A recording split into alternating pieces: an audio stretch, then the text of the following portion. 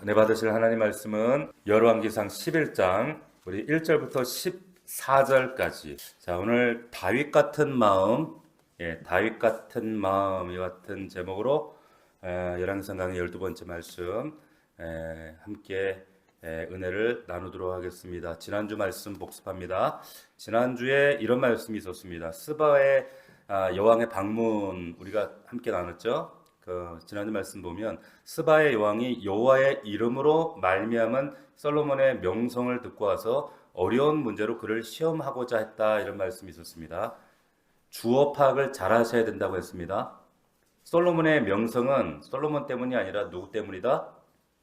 여호와의 이름으로 말미암. 이것을 우리가 순간 놓칠 때 내가 열심하고 내가 잘나서 했다라는 착각하지 마시고, 그런 솔로몬을 하나님 참아주시고 인내하시고 만들어 가시는 하나님에게 집중하시길 바랍니다. 아멘. 자, 감동되고 도전됐던 것은 이방 여인이 그 소문을 듣고 찾아왔다는 것, 그 멀리서. 자, 그러면서 제가 그 얘기했어요. 가서 전하는 것만 선교가 아니라, 선교 방식 그것만 있는 것이 아니라 어떻게 한다고요? 오도록 하는 거예요. 오도록, 끌리도록 하는 방식이 사실은 진짜 선교입니다. 어떻게 보면 교회의 능력이 여기 있어요. 기억나시죠? Don't chase, attract하라 그랬죠. 쫓아가지 말고, 그 사람들이 오도록. 저 사람들 뭐지? 김 집사님은 뭐지? 저 집사님은 저분은 왜 저렇지? 그래서 끌리도록 하는 거예요. Don't chase, attract. 기억나시죠? 네. 우리 교회가 그런 교회가 되기를 축원합니다. 할렐루야. 자, 스바 여왕이 에티오피아까지, 오늘의 에티오피아까지 이제 그 명성이 거기까지 퍼져나갔는데, 어떻게 퍼져나갔다 그랬어요?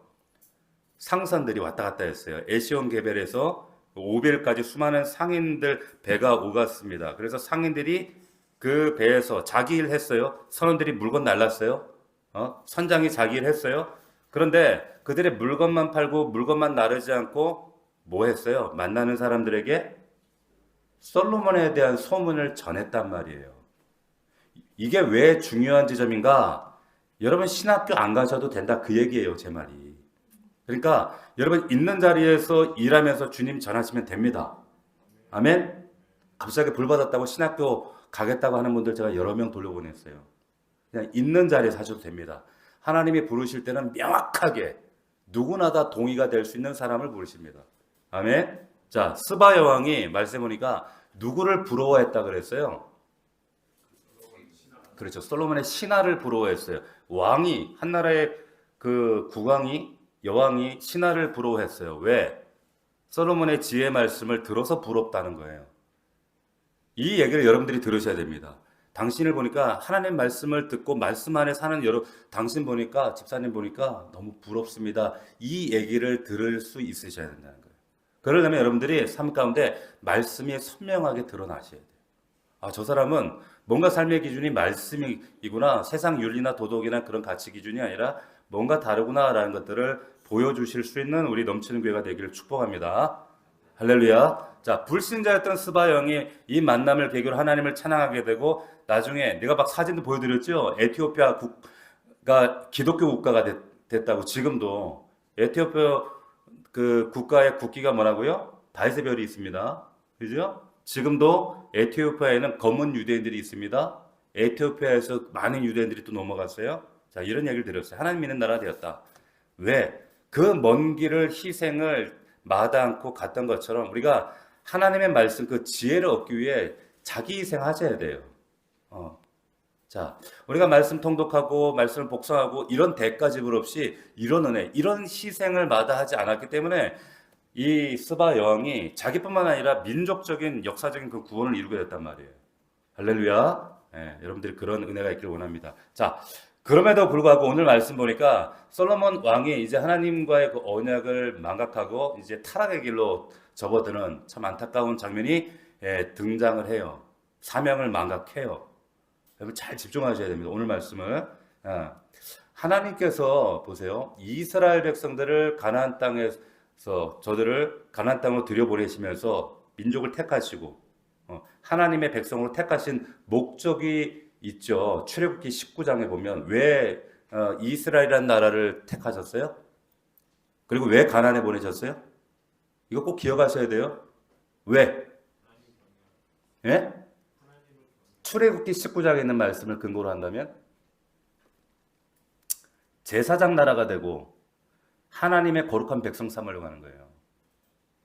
19장에 출애굽기 19장에 보면 명확하게 기록되어 있습니다. 이 나라, 이 민족, 수많은 민족 가운데 이 나라를 제사장의 나라로 삼고 그리고 너희를 거룩하며 수많은 이 땅에 있는 백성들이 백성이지만 그러나 구별된 백성을 삼기 위해서였다는 거예요.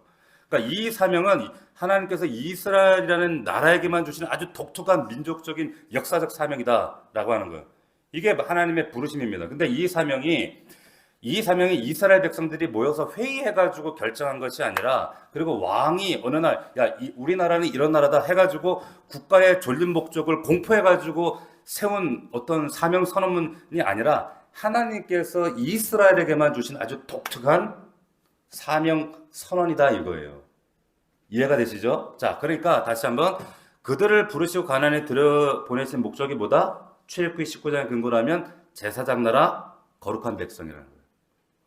다시 한번 제사장 나라 거룩한 백성. 우리에게도 그대로 적용되는 거예요. 이 말씀이 베드로전서에 가면 똑같이 나온단 말이에요. 베드로가 이 말씀을 인용한단 말이죠.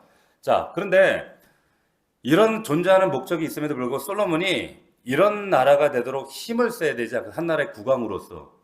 근데 솔로몬이 제사장 나라 그리고 거룩한 백성으로 설 수 있도록 솔로몬이 과연 그런 일을 했는가? 힘썼는가? 그런데 힘쓰지 않고 뭐 했습니까? 앞에 보니까 성전 7년 지었고 왕궁 13년 지었어요. 20년을 총 20년 걸렸습니다. 그런 다음에 또 이제 건축이 멈춘 게 아니라 성경에 보면 요새를 짓고 또 막 건축하는데 총력을 기울입니다. 솔로몬의 통치 기간이 총 몇 년이었는가 하면 40년이었어요. 40년. 11장 42절이면 40년 다스린 날수가 40년이었다는 말이 나와요. 근데 자기 통치 기간 절반을 건축하는 데 쏟아부었어요. 잘 들으십시오. 화려하게 외적인 건물을 지었어요. 시간을 쏟아부었어요. 그렇게 찬란한 것을 건축 문화를 정말 이집트의 피라미드 못지않은 그런 건축 문화를 꽃을 피웠어요. 나라를 부하게 만들었어요. 아주 부국강병했습니다. 그러면은 자 20 몇 년 동안 그 건축을 했으면 남은 인생 40 이제 다스린 동안 이제 얼마 남았어요? 한 15년, 16년 남았어요. 왜 그런가 하면 솔로몬이 그 6장에 보면 왕이 된 지 4년째부터 건축을 시작했다라는 말이 나와요. 그러니까 지금 성전 건축하는데 20년, 그리고 뭐 4년, 24년, 그럼 남아있는 시간이 한 15년, 16년이란 말이에요. 그런데 그러면 그 남은 인생을 가지고 솔로몬이 뭘 해야 마땅하겠어요? 뭘 해야 됩니까? 이거 여러분 제가 말씀드릴 때 이거 솔로몬에게만 국한하시면 안 돼요. 여러분에게 자꾸 적용하셔야 됩니다. 자, 솔로몬이 뭘 해야 되겠어요? 하나님께서 부여하신 그 역사적 민족적 사명 거기에 맞춰서 백성들을 일깨우고 말씀을 가르치고 거기에 그 사명에 어떻게든지 사명을 일깨우는데 집중해야 되지 않겠어요? 맞습니까? 근데 솔로몬이 그런 일을 하지 않습니다. 안 왔어요. 외적으로 보이는 찬란한 건축 문명을 피우고 문화를 융성케 하고 이런 것들은 키웠는데도 불구하고 내적인 부분, 이스라엘 백성들의 역사적 그 사명, 그 부르심 앞에 아무것도 안 했단 말이에요. 마치 우리가 세상에 성공의 집을 짓고 나의 성취를 위해서 끊임없이 불을 쌓고 나의 욕망을 위해 정말 전심을 쏟아 부었는데 그럼에도 불구하고 가정의 신앙은 세우지 못했어요. 똑같은 거예요. 이게 문제입니다. 솔로몬이. 우리에게나 솔로몬에게나. 자, 건축하는 일에는 많은 역군을 일으켰는데 하나님 말씀 가르치는 데는 그 말씀의 역군들을 세우지 못했어요. 어떻게 됩니까 결국에? 어떻게 돼요? 자신도 타락의 길로 가고 이스라엘 백성들도 가슴에 멍이 들어요. 그걸 같이 타락한단 말이에요. 하나님께서 주신 이 부와 그 강병한 나라와 이걸 가지고 주신 복을 가지고 백성들을 사명으로 이끌고 본질로 나아가야 되는데 그거는 등한히하고 외적인 부분에 그리고 나중에는 살만해지니까 어떻게 해요? 자기 쾌락만 쫓는단 말이에요. 네? 여러분 교회 사명은 뭐예요? 아까 출애굽기 19장에 있는 말씀 근거로 베드로가 또 당부하잖아요. 너희는 뭐예요? 왕 같은 제사장이다라는 거예요. 왕 같은 제사장으로 살고 거룩한 나라. 베드로전서 2장 9절에 나오잖아요. 자, 그러면서 어떻게 한다? 그래서 우리가 하나님의 나라의 아름다운 덕을 선포하게 하려 합니다. 베드로전서 2장 9절 말씀이에요. 그게 우리의 부르심이다.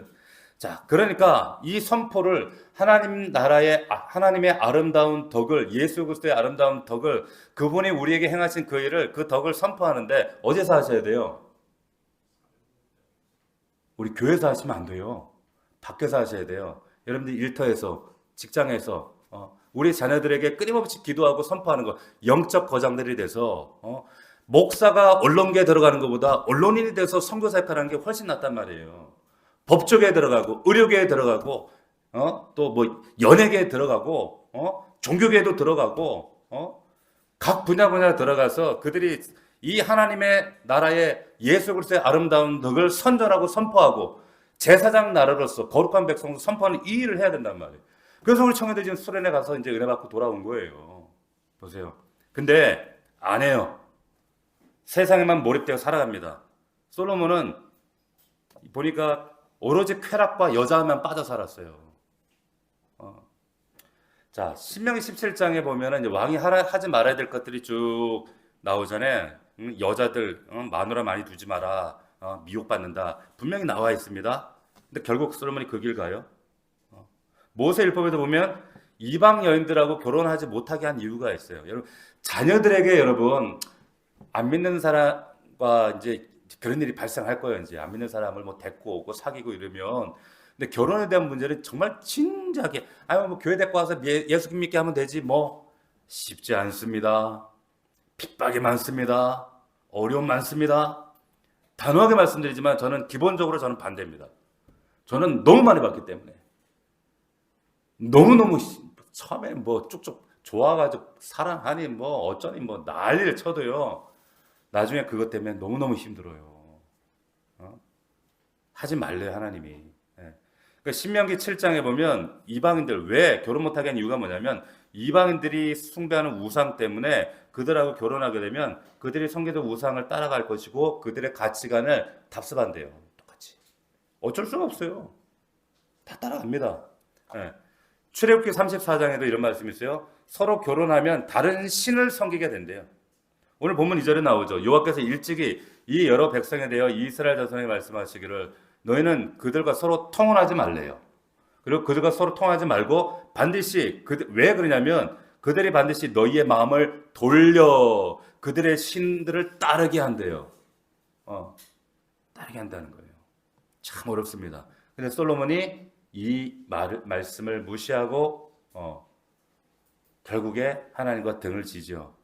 1절 보세요. 다시 한번 봅시다. 솔로몬 왕이 바로의 딸 외에 이방의 많은 여인을 사랑했대요. 모압, 암몬, 에돔, 시돈, 헷 여인. 자, 이때 결혼은 물론 다 정략적인 결혼입니다. 정치적 결혼이었어요. 바로의 딸과 이 결혼함으로 인해 가지고 솔로몬이 이익을 얻죠. 말씀에도 나와요. 예를 들어서 애굽의 병거와 그리고 말들을 사올 수가 있었어요. 10장에 보면 나오잖아요. 그리고 3절을 보면 보세요. 왕의 후궁이 700명. 이름을 다 기억했을려나? 어떤 분은 와 부럽다 이런 분도 있더라고. 그러니까 왕비 공식적인 아내가 700명이라는 얘기예요. 근데 여기에 비공식적인 아내들이 또 300명이 있어요. 우리나라 조선시대 같으면 우리나라에는 그 왕궁 법도에 따라서 후궁을 비라 그랬어요. 비, 그죠? 근데 그 또 비공식적인 그런 첩을 뭐라 빈이라고 부르다. 빈. 예. 그래 근데 이게 지금 1000명이야. 1000명.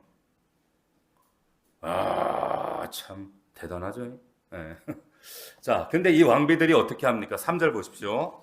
왕은 후궁이 700명이요 첩이 300명이라 그의 여인들이 왕의 마음을 돌아서게 했어요. 합니다. 자, 미혹되고 넘어간 거예요. 4절에 결국 솔로몬이 나이가 많을 때에 마음을 돌려 다른 신들을 따릅니다.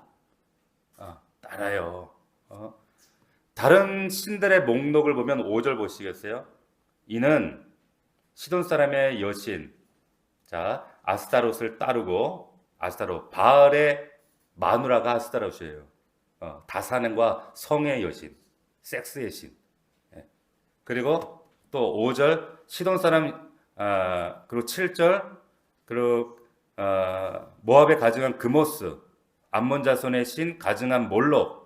이게 레위기에 보면은 애들을 이제 막 그 제물로 바치는 그 신이란 말이죠. 예? 그리고 예루살렘 산 앞산에 산당을 지었대요. 그러니까 이 산은 아마 감람산이었을 거예요. 예수님 십자가 거기 그 기도하시고 했던. 근데 성전이 마주 보이는 거기다가 우상 지금 산당을 세운 거예요. 솔로몬이. 자, 이런 솔로몬에 대해서 뭐라고 말씀하시는가 여러분 4절 한번 보십시오. 이런 솔로몬에 대해 4절. 솔로몬의 나이가 많을 때에 그의 여인들이 그의 마음을 돌려 다른 신들을 따라가였으므로 왕의 마음이 그의 아버지 다윗의 마음과 같이 아니하여 그의 하나님 여호와 앞에 온전하지 못하였으니 이랬어요. 자, 잘 보세요. 여기가 중요한 부분입니다. 오늘 말씀이 뭐예요? 다윗 같은 마음이에요. 여기 나오죠, 4절에. 다윗의 마음과 같지 않았단 말이에요. 다윗의 마음과 같지 않았다. 여보 잘 기억하십시오. 다윗의 마음과 같지 않았대요. 솔로몬이. 그러니까 그의 하나님 요 앞에 온전하지 못하였으니 그랬어요. 자, 그러면 질문이 나와야 돼요. 다윗 같은 마음이 뭐지? 왜 이게 온전하지 못하고 하는 거지?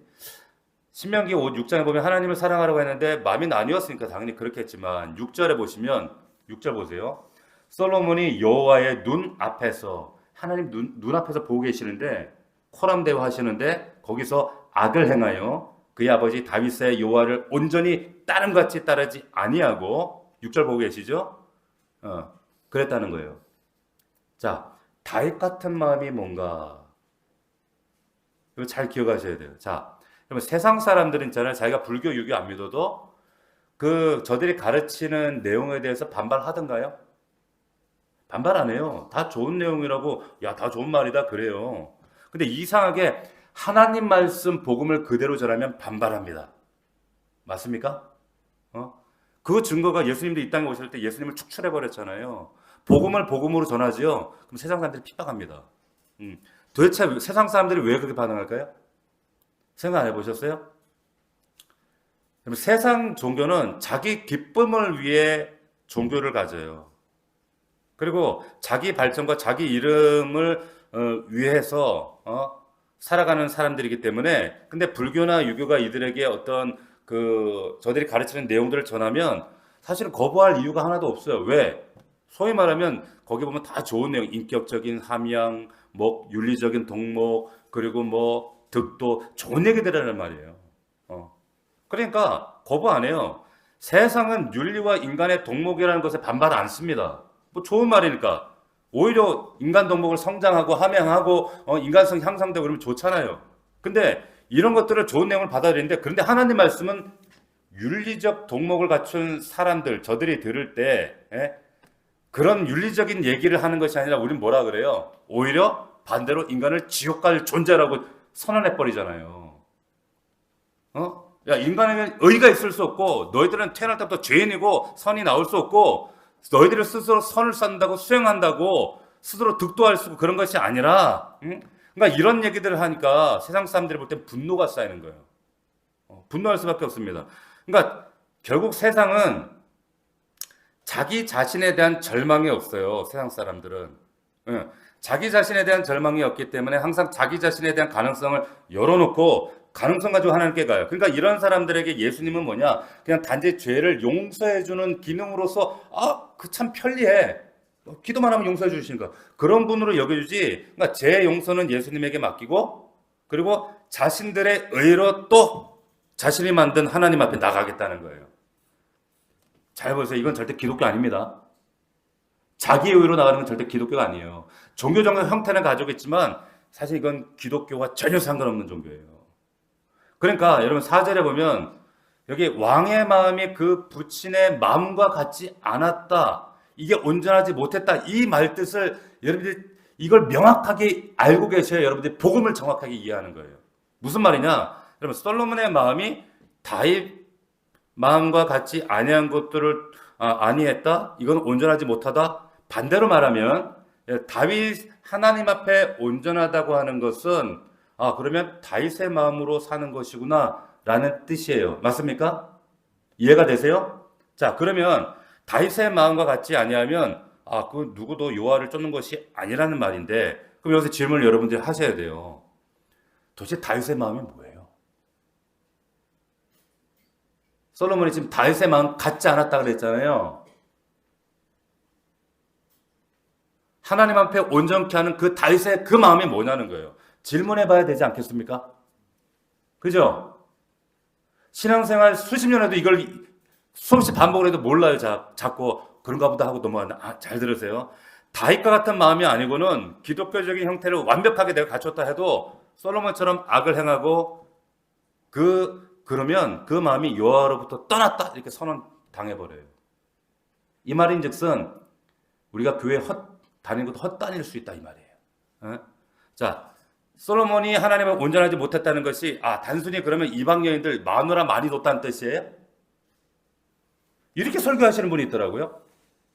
자, 온전하지 못했다는 것이 그러면 이방 여인을 많이 사귀고 이런 거 온전하지 못한 겁니까?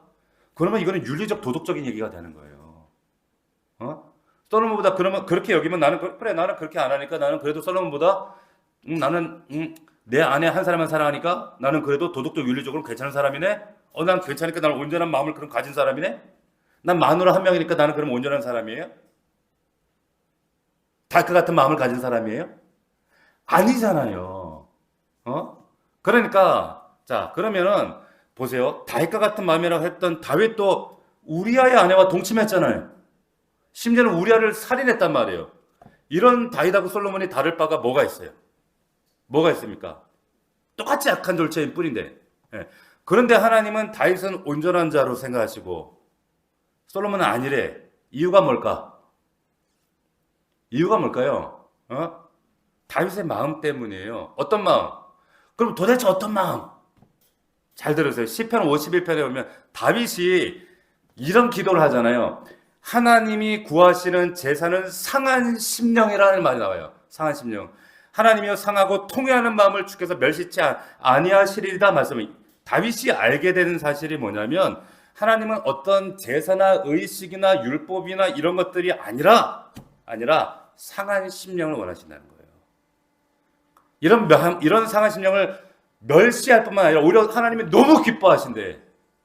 기뻐하신다. 그러면 하나님은 왜 상한 심령을 기뻐하시고 멸시치 않는다는 거예요?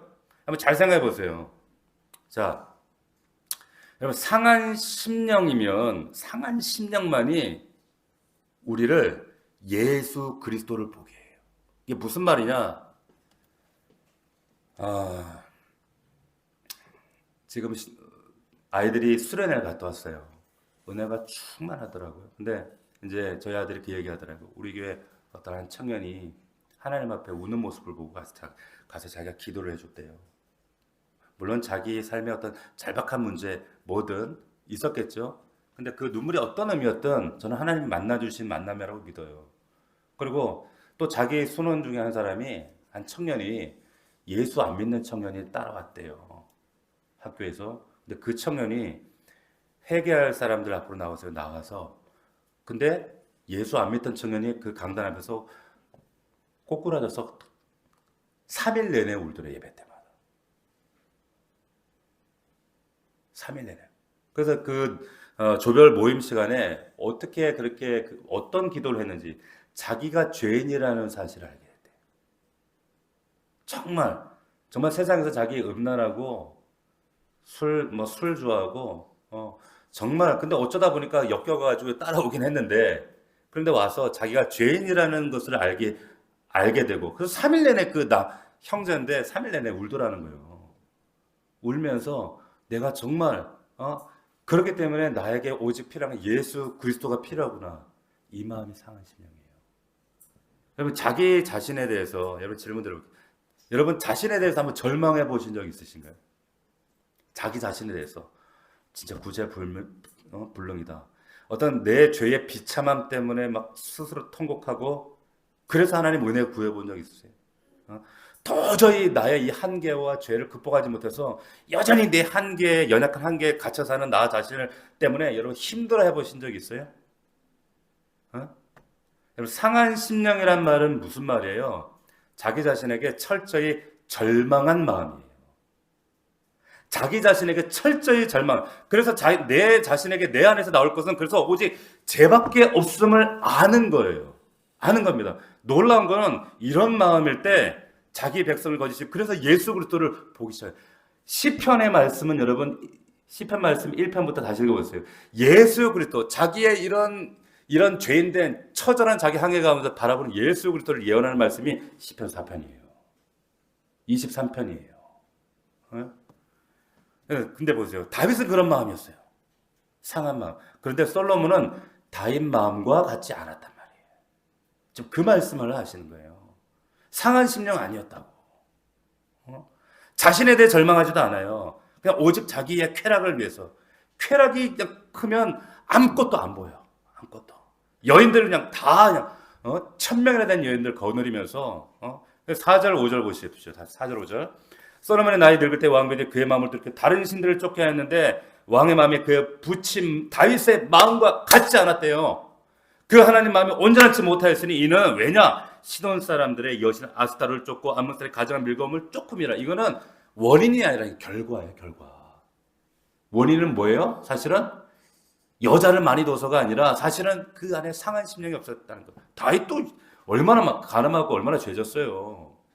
7절에도 모압에 가증한 그못을 위하여 예루살렘 앞에 산당 짓고 암몬을 따르고 후비들 두고 뭐 이방신들에게 제사하고 난리를 쳐요. 솔로몬이 이런 다른 신들을 쫓은 이유가 뭡니까? 다윗의 마음과 같지 않았기 때문이에요. 그건 결과예요. 결국에. 상한 심령이 아니었기 때문에 솔로몬은 죽음과 절망의 자리에 있는 자신을 일으킬 하나님의 그 궁율, 자비, 그 용서를 그냥 무시해버리는 겁니다. 무시할 수밖에 없는 거예요. 그러니까 그런 하나님의 은혜를 모르는 상태에서 바라보는 것은요, 쾌락밖에 안 보입니다. 세상에. 오로지 쾌락밖에 안 보입니다. 즐길 것밖에 안 보여요. 이게 인간 군상들의 모습들이에요. 하나님 마음에는 전혀 향하지 않아요. 솔로몬은. 오로지 세상, 쾌락. 근데 다윗은 그러지 않았어요. 그 차라리 이제 아시겠어요? 여러분들에게 지금 구해야 될 게 뭐, 이 밤에도 여러분들 구하셔야 될 게 뭔지 아시겠어요? 죄의 목록을 나열하는 것이 아니라 상한 심령이에요. 하나님의 상한 마음. 하나님을 향한 마음. 그 하나님의 공율과 자비를 구하는 거예요. 그 상한 심령에 구할 것이면 두말 없이 하나님의 용서란 말이에요. 그러면 모든 것이 끝나는 거예요. 할렐루야. 자, 우리를 향한 하나님의 뜻이 상한 심령으로 가지고 나와라. 달과 같은 마음을 한다. 지금 그 말씀을 하시는 거예요. 그런데 솔로몬이 그러지 못했어요. 자, 그런 솔로몬을 향한 이제 하나님의 경고가 뒤에 나옵니다. 잘 보세요. 어떤 경고? 이건 우리도 예외 아니에요. 자, 보시면 하나님이 어떻게 9절 10절 보니까 9절 이 솔로몬이 이제 어떤 일을 겪게 되는가? 솔로몬의 마음을 돌려 이스라엘 하나님 여호와를 떠남으로 여호와께서 그에게 진노하셨대요. 진노하십니다. 자, 그러면서 하나님께서 일찍이 여기 보니까 2번이나 나타나셨대요. 여기 말씀 나오죠? 제가 설명했잖아요. 말씀하신 하나님 얘기하면서 솔로몬이 나타나서 일에 대해서 다른 따르지 말라고 2번이나 말씀하셨어요. 우리에게도 하나님 끊임없이 말씀하세요. 환경을 통해, 사람을 통해, 리더를 통해 말씀하세요. 그런데 이 10절 보니까 지키지 않았대요. 거절했대요. 2번이나 경고를 받았음에도 불구하고 귀담아 듣지 않아요. 그냥 세상 쫓아갑니다. 자, 그러니까 하나님은 이제 어떻게 하십니까? 11절 보십시오. 같이 읽어봅시다. 시작. 여호와께서 솔로몬에게 말씀하시되 내게 이러한 일이 있었고 또 내가 내 언약과 내가 내게 명한 법도를 지키지 아니하였으니 내가 반드시 이 나라를 내게서 빼앗아 내 신하에게 주리라. 자, 나라를 빼앗아 다시 신하에게 준다는 거예요. 무슨 말이냐? 솔로몬이 잊어버린 게 있어. 솔로몬이 지금 누리고 있는 모든 부귀 영화는 하나님께로 왔다는 거예요. 다시 말하면 하나님께서 다시 빼앗을 수도 있다. 아멘? 여러분들이 가지고 누리고 하는 거 여러분 거 아닙니다. 그 말인즉슨 하나님 다시 가져가실 수도 있어요. 솔로몬처럼. 그런데 13절을 보면 다 빼앗지 않고 하나님이 택한 예루살렘을 위하여 다윗과 네 아버지 다윗과의 약속과 예루살렘을 위해서 한 지파 네 아들 르호보암에게 주겠다 이렇게 말씀하십니다. 이건 뭐예요? 진짜 우리 하나님은 배알도 없으셔. 약속을 지키시는 거예요. 다윗과의 약속을. 몰라. 네 아버지 약속하고 몰라 이놈의 새끼 이렇게 하는 거 보니까 다 무효! 이래버려도 되잖아. 사실 하나님인데. 근데 그 다윗과의 약속은 또 신실하게 지키신 하나님이에요. 이 신실하신 하나님을 모세는 헤세드와 에메트라는 거예요. 너희 하나님은 출애굽한 백성들 네 하나님은 이렇게 신실해. 약속한 말씀 절대로 저버리지 않는 분이야. 이렇게 말씀하신 거예요. 네? 여러분, 솔로몬 왕이 아무리 화려한 건축하고 대단한 부를 이루고 나라를 세우고 했다 할지라도 하나님 말씀 떠나면 어떻게 됩니까? 징계하십니다. 화려한 건축, 부귀, 부강함이 여러분 우리의 인생을 지켜주지 못한다 그 뜻입니다. 아멘. 하나님께서 지켜주셔야 됩니다.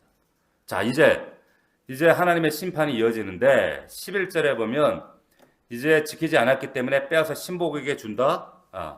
자, 그럼에도 불구하고 솔로몬이 말을 안 듣죠. 근데 본문을 보면 근데 이제 14절부터 보면 이제 구체적인 이제 하나님의 징계 얘기가 이제 14절부터 나오는 거예요. 어떻게 하시는가? 14절 보시겠어요? 하나님의 심판 방법이 뭐냐? 솔로몬을 대적하는 자들이 일어납니다. 잘 들으십시오. 물론 배후에 하나님이 계시는 거예요. 하나님은 솔로몬을 대적하는 자들을 일으키십니다. 자, 솔로몬이 하나님과 어떤 관계에 있는가를 말씀하시는 거예요.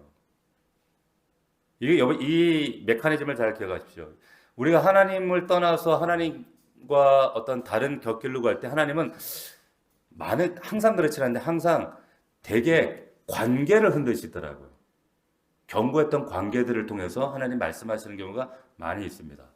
그다음에 14절에 보면 자, 14절에 여호와께서 에돔 사람 하닷을 일으켜 솔로몬의 대적이 되게 하시니 저는 왕의 자손으로서 에돔에 거했더라. 이 내용 보면 이 하닷이 이제 솔로몬을 대적하는 걸 볼 수가 있죠. 이 하닷은 이 다윗이 군대 장관 그 요압이 에돔 사람 모두 죽일 때 구사일생으로 살아갖고 애굽으로 도망친 사람이에요. 그러니까 얼마나 원한이 깊겠어요? 복수의 칼날을 애굽에서 갈았단 말이에요. 그러다가 다윗과 요압이 죽었단 말 듣고 곡으로 돌아온 사람이에요. 예. 근데 하닷으로 하여금 솔로몬의 대적이 되게 하시는 거예요. 자, 이게 우연인가? 아니에요. 이거 분명히 성경은 하나님이 대적을 일으켰다고 말씀하고 있다는 거예요. 자, 23절 하나님이 또 엘리야다의 아들 르손을 일으켜 솔로몬의 대적이 되게 하셔요. 저는 그 주인 소바왕 하닷에서 도망한 자라 얘기하죠. 그러니까 하닷뿐만 아니라 또 르손을 일으킵니다. 역시 솔로몬의 대적이 됩니다. 25절 솔로몬의 일평생 하닷에 끼친 환란 외에 르손의 수레 왕이 되어 이스라엘 대적을 미워했다. 자, 그러니까 이 대적들 때문에 굉장히 솔로몬이 힘들었다는 것을 우리가 알 수가 있어요. 자, 그러면 그러한 고통 속에 있을 때 솔로몬이 어떤 생각을 하는 게 맞아요? 네? 보세요. 저는 여러분들 지금 정답을 얘기해 주는 게 여러분들이 쉽지만 여러분들이 막상 이런 상황을 닥치면 멍해서 여러분들이 딴 생각하고 있단 말이에요. 잘 들으세요. 이게 지금 솔로몬의 입장이라면 사실은 이게 하나님이 일으키신 것을 알고 자신의 잘못을 발견하고 회개해야 돼요. 그런데 솔로몬은 전혀 그렇진 않아. 26절 보니까 이제 여로보암이 솔로몬 여로보암이 또 등장을 하죠. 여로보암이 대적자로. 그래서 여로보암을 왜 죽이려고 했냐면 이 여로보암이 오늘 아이야라고 하는 선지자를 만납니다. 원래는 감독자였거든. 솔로몬의 감독자였는데 아이야 선지자가 만나가지고 뭐라 하냐면 막 예언적 퍼포먼스를 합니다. 어떻게 하는가 하면 새 옷을 찢어요. 갈기갈기 찢어가지고 12조각을 찢어가지고 10개를 여로보암에게 딱 주는 거예요. 그러면서 이 나라 이렇게 될 거야 예언을 한 거예요. 그 얘기가 솔로몬 귀에 딱 들어갔어. 그래서 여로보암을 죽이려고 했던 거예요. 죽이려고 하는 거예요. 그래서 여로보암이 애굽으로 도망쳤던 건데 그러면 솔로몬이 이 이야기를 선지자의 이런 말이 있었다라는 걸 들을 때 솔로몬의 반응 어떻게 해야 돼요? 자, 여러분이라고 생각해 보세요. 이 얘기를 들었다 그러면 여로보암 이놈의 새끼 잡으면 죽여야겠다 이래야 되겠어요? 아니에요. 자기 잘못을 찾아야 된단 말이에요. 근데 대개는 솔로몬처럼 이렇게 반응한단 말이에요. 어떻게 하면 내가 이놈의 새끼를 죽이지? 이러고 있어요. 초점이 다른 데가 있단 말이죠. 자, 보세요. 왜 그런가? 33절 한번 보십시오. 33절에 보면 분명히 10개 이렇게 나오잖아요. 우리 같이 한번 읽어봅시다. 이는 이거 왜냐하면이라는 뜻이에요. 왜 솔로몬이 왜 이렇게까지 지금 대적들이 일어났는가? 33절 시작. 이는 그들이 나를 버리고 시돈 사람의 여신 아스다롯과 모압의 신 그모스와 암모자산의 신 밀검을 경배하며 그의 아버지 다윗이 행함 같이 아니하며 내 길로 행하지 아니하며 나 보기에 정직한 일과 내 법도와 내 일을 행하지 아니했기 때문이래요. 아멘.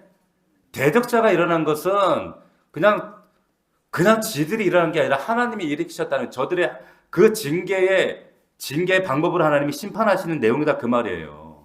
아멘. 이 말을 우리에게 그대로 적용하실 수 있단 말이에요. 아, 그렇구나. 아, 그러면 내 삶 가운데 이런 어그러짐이 나타났을 때에 그럼 내가 하나님 말씀대로 행한 같지 아니하고 다윗처럼 온전한 마음, 상한 마음이지 아니하고 내가 교만했구나 깨닫고 회개하고 돌이키셔야 된단 말이에요. 할렐루야. 얼마나 쉬워. 이렇게 쉽게 가르쳐주는 목사 봤어요? 이게 하나님이 다윗에게 원하셨던 마음이고 이게 다윗과의 약속이었단 말이에요. 솔로몬이 이걸 안 한단 말이지. 예? 솔로몬이 외면해. 여러분 이 자식만 죽이면 된다 이런단 말이에요. 자, 하나님 그거는 하나님을 철저히 외면하는 겁니다. 그래서 37절 38절을 보면 자, 내가 너를 취하리니 너는 내 마음에 원하는 대로 다스려 이스라엘 위에 왕이 되되 이게 지금 야히야 선지자가 여로보암에게 하는 얘기예요. 내가 명령한 모든 일에 순종하고 내 길을 행하면 내 눈에 합당한 일을 하며 내 종 다윗이 행한 같이 내 율례와 명령 지키면 내가 너와 함께 있어 내가 다윗을 위하여 세운 것 같이 너를 위하여 견고한 집을 세우고 이스라엘을 내게 주리라. 지금 솔로몬의 지금 대적자로 세운 여로보암한테 하는 얘기입니다. 무슨 말이에요? 여러분 솔로몬의 대적자라고 할지라도 여로보암이라 할지라도 다윗의 행함과 같이 여호와의 명령 말씀 지키면 이스라엘 너한테 준다는 거예요. 하나님이. 아멘. 결국 이건 뭐냐면 누구든 여호와의 그 복 안에 거할 자는 누구냐? 다윗의 행함같이 행하는 자라는 거예요. 아멘이십니까? 앞에 말씀대로 자신의 악을 깨닫고 악함, 자신의 상한 심령으로 하나님께 나왔던 그 행함만을 하나님 인정하신다는 거예요. 그 행함으로 하나님 앞에 그 행함만이 하나님 앞에 온전하다 이렇게 하나님께서 여겨주신다는 거예요. 할렐루야. 그러니까 다윗의 상한 심령이란 다시 말씀드립니다. 죽어 마땅한 자가 하나님의 긍휼과 자비하심으로 그 은혜 아니면 자비 아니면 나는 용서받을 수 없는 구제불능입니다. 하나님 나 이런 사람입니다. 그래서 나는 하나님 필요합니다. 예수가 필요합니다. 이게 상한 마음이에요. 아멘. 이런 마음으로 나가는 거예요. 결국 다윗의 행함 같이 행한다는 것은 하나님의 긍휼 용서 안에 있음을 알고 신앙생활하고 하라고 살아간다는 거예요. 이게 은혜 안에 있는 자들이에요. 앞에 말했던 그 청년 고백처럼요. 저도 하나님 만난 게 이걸 깨닫고 하나님 만난 거예요. 내가 너무나도 죄인인데 부끄러운 죄인인데 부끄러움 죄면 도망가야 되잖아. 그게 아니라 기쁨이 팍 터져나오더라고요. 그게 몇 살 때인 줄 아세요? 제가 15살 때예요. 이게 논리적으로는 이해가 안 되는 거예요. 내가 죄인됨을 깨달고 상한 심령으로 내가 정말 구제불능을 깨달았는데 왜 속에서 기쁨이 터져나와요? 예수 그리스도를 발견하니까. 할렐루야. 아, 그래서 나에게 예수 그리스도가 귀한 분이구나, 놀라운 분이구나, 그 은혜밖에 없구나라는 사실 때문에 그때 제가 구원받은 거예요. 아멘. 이런 은혜가 있기를 주의 이름으로 축원합니다. 축복합니다. 말씀 맺겠습니다. 오늘 말씀은 다른 거 없어요. 오늘 4절 말씀에 있는 것처럼 왕의 마음이 그의 아버지 다윗의 마음과 같이 아니하여 그의 하나님 여호와 앞에 온전하지 못하였으니 하나님 이 시간 이 밤에 다윗과 같은 마음 주십시오. 상한 심령을 주십시오. 상한 마음을 주시옵소서. 하나님의 긍휼과 자비와 용서 그 하나님 은혜 없이 난 살아갈 수 없는 자입니다. 그 은혜가 필요하기에 나에게 예수 그리스도가 필요합니다. 내 인생의 모든 질문과 대답은 예수 그리스도입니다. 할렐루야. 그 주님 만나고 그 주님으로부터 응답받고 해결받는 이 밤 되기를 주의 이름으로 축원합니다. 오늘 말씀 붙들고 여러분 간절하게 기도할 때에 하나님 만나 주실 줄 믿습니다. 우리 간절한 마음으로 주여 3번 부르고 통성으로 기도하겠습니다.